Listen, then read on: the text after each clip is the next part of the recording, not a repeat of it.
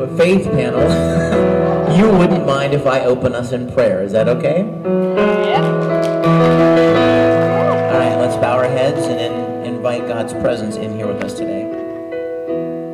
Father in heaven, I thank you so much for everyone in this room. They may not even known why they came. They may have just been up walking around the halls thinking, well, there's nothing else to do. Let's go see Vic do his faith thing. And that's just fine with me.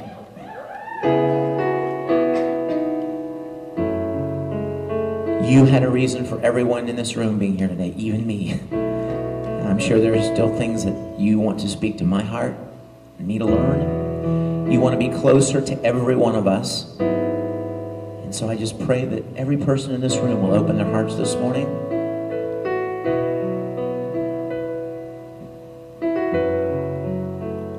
To hear your voice. You don't yell. You don't scream. Just have a still small voice, and you invite each person into a relationship with you. Not a Catholic relationship, not a Baptist relationship, not a Presbyterian relationship, not a Buddhist relationship, not a Methodist relationship, not an Episcopalian relationship. A relationship. So I ask that you would speak to each one of us this morning, that we'll have a good time. It's not going to be a stuffy church service. We're going to sing and we're going to have a good time, but more importantly, I just pray that every heart would be open to whatever you have to say to them today. In Jesus' name I pray. Amen. Good morning. See, I told you I wouldn't make you sing for long because I sound like a frog in the morning, so I assume most of you do too. So I'm so glad you're here. This is one of my favorite things to do at conventions. There's a fight going on out there. No, I'm just kidding.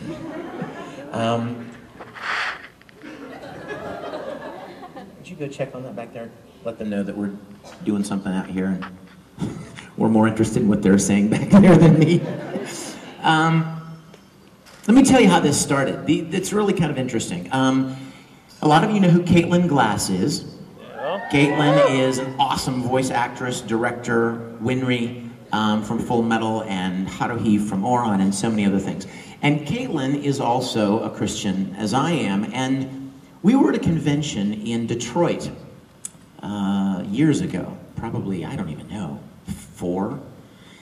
And it was Saturday evening, and we were hanging out at the convention, and Caitlin looked at me and she said, you realize, Vic, if we were not here this weekend, you would be leading worship at your church in Houston, and I would be singing in my church music group in Dallas. And we kind of suddenly reminisced about how we missed doing that. And so Caitlin said, hey, I have an idea. Why don't we come downstairs? There's a piano in the lobby. Why don't we come downstairs tomorrow morning before anything else starts? And, sorry, I kicked your plug out, didn't I? In your video. Why don't we come downstairs in the morning, and just you and me, there won't be anybody else up, right? It's Sunday morning at a convention, everyone will be asleep, and we'll just have our own little private service. And I was like, sweet, that's a great idea. So she and I came downstairs the next morning, and I sat down at the piano and just played some worship songs that she and I both knew, and we kind of closed our eyes and just settled in the moment of worshiping our God, and we opened our eyes, and there were like 50 people all packed around the piano. It was kind of terrifying at first, you know, but suddenly we realized that a lot of people had been drawn to it, and so I took out my Bible that I had in my back pocket, and we shared some things and sang some things together.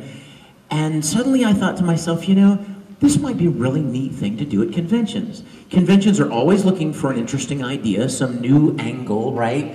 Some new panel that doesn't happen all the time. And so little by little, more conventions that I was attending started allowing me to do these. And I am so grateful because you know what? I love anime as much as you do. But there are a few things more important. There are some very deep things in life. Am I right? And if I have an opportunity to share some of the deeper things with you, I am honored beyond words. That is so much greater than any character I can do.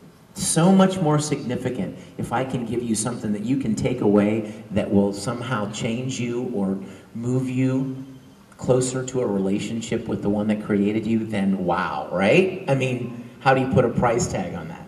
So I decided, so we started doing these. Caitlin would do them at conventions she went to, and I would do them at conventions I went to, and some conventions were like, we don't want to, you know, we don't want to be appearing to be promoting any particular religion. And I'm like, well, you have a hentai panel. Can we kind of balance it out a little bit? You know? I mean, besides, it's not like we're whipping you. Get in that room, get in there and listen to this. I mean, it's free, and it's voluntarily, right? You either come if you're interested or you don't. But more and more conventions have become really open to it, and I thank them for that. And you guys do me a favor, okay? Write Rich, who runs this convention, and you tell him thank you for letting us do this morning. That will be a great encouragement to him to know that he made a good choice.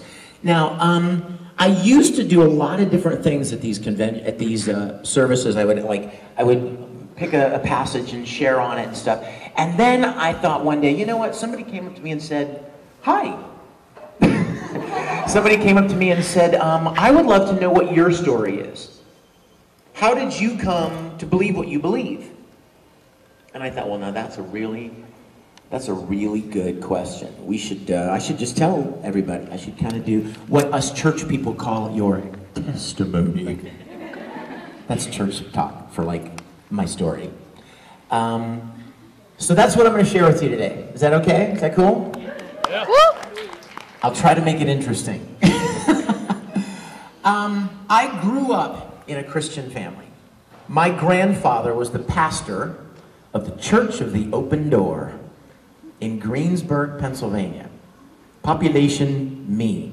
I mean, like, it's small, okay?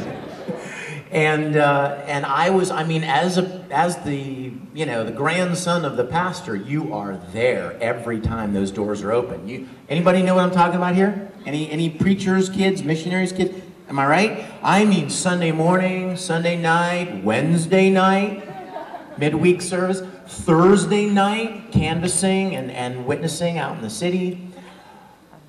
Any other night they could think of something to do. And so, I mean, I was there all the time. I mean, I was probably birthed on the pew because seems like I was always there. Always in Sunday school, always, you know, I mean, I was so exposed to it. And it was what I knew. And I knew the talk, I knew the speak, I knew the, you know, all of the subtleties of the way you talk. You know what, I even remember when I was a little kid going up into the main auditorium of the church when nobody was there and pulling out my Bible and going and picking a verse and like standing there to an empty auditorium and preaching like my grandpa. I was like 9 years old, you know, and I'm standing there going, bam, bam, and yeah, you know, just trying to get into it, you know, as best I could. Shortly, well, when I was about 12 or 13 years old, my grandfather decided to start a Christian school in our church, a private school. A lot of churches do that. And so, guess who student number one was? I was the first one to wear the horrid ties and the, you know, the constraining white button-down shirts with the ties, and Open Door Christian Academy, student number one. And so started going there. And I mean, I was just a brat kid by church standards, because, you know, when we would have Sunday school classes on Sunday mornings, and the teacher would be up there doing her little flannel graph presentation. How many of you know what a flannel graph is? That's like prehistoric Velcro, all right?